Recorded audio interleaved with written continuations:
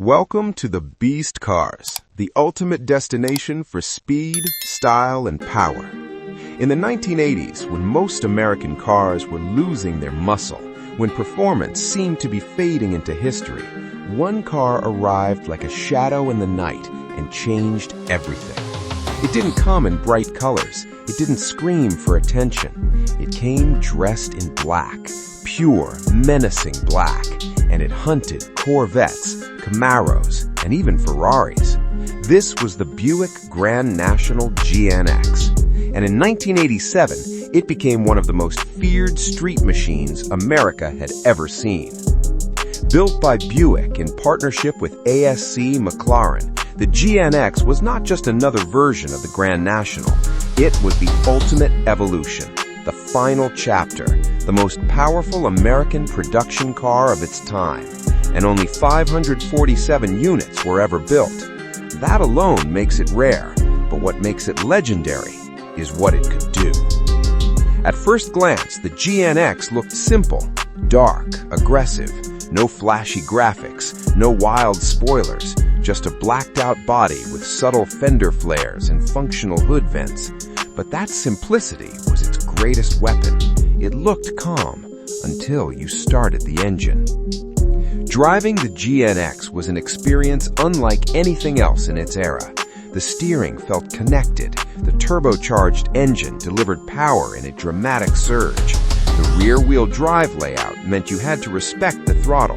Too much power at the wrong moment, and the rear end would step out.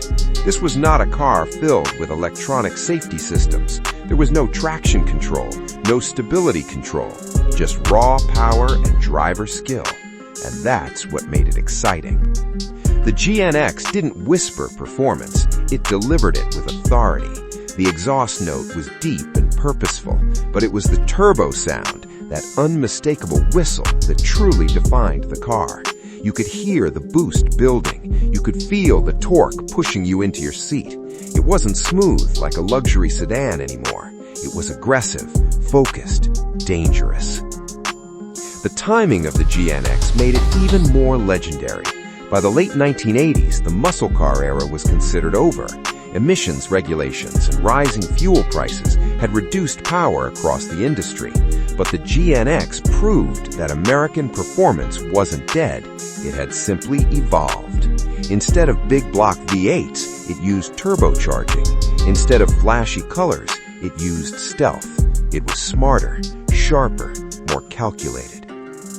Under the hood sat a 3.8-liter turbocharged V6, and this is where the story gets serious. Officially, Buick rated it at 276 horsepower and 488 newton-meters of torque, but those numbers were famously underrated.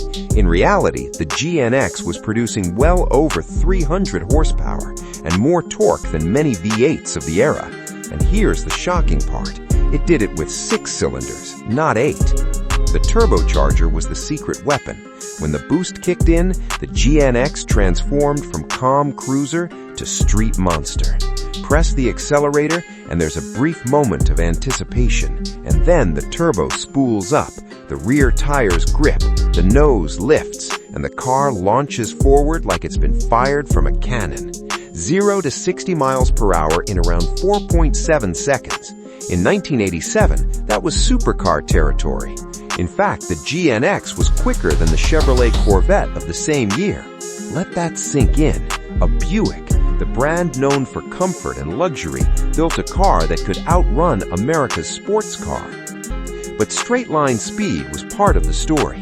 The GNX received performance upgrades that made it more capable than the standard Grand National. A special rear suspension system reduced wheel hop and improved traction during hard launches. The fender flares weren't just for style. They covered wider wheels and tires that provided better grip. Every detail had a purpose. Inside, the GNX was a mix of 1980s performance and classic American attitude.